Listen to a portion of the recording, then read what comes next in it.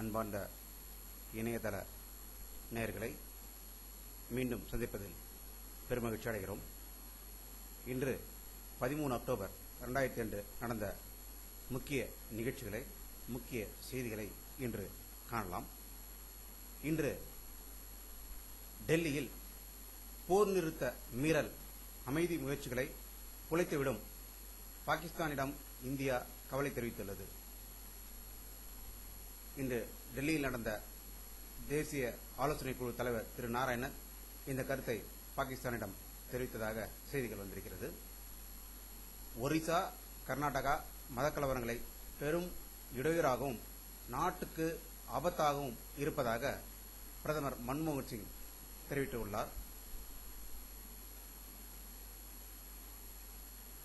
தமிழகத்தில் பிற்படுத்தப்பட்டோருக்கான இடஒதுக்கீட்டில் கிறிஸ்தவருக்கு வழங்கப்பட்டிருந்த 3.5 விழுக்காடு என்ற ஒரு சட்டத்தை ரத்து செய்ததாக தமிழக அரசு அறிவித்துள்ளது.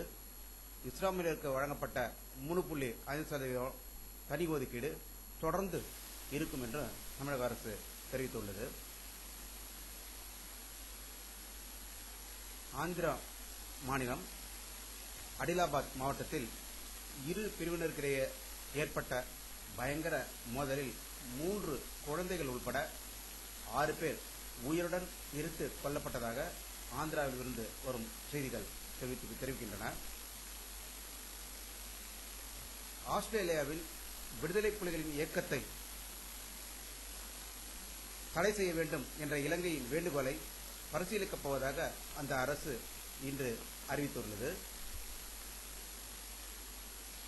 மியான்மர் நாட்டில் பேருந்து ஒன்றில் வைக்கப்பட்டிருந்த வெடிகுண்டு வெடித்ததில் 7 பேர் கொல்லப்பட்டதாக மியான்மரிலிருந்து தகவல்கள் வந்துள்ளன.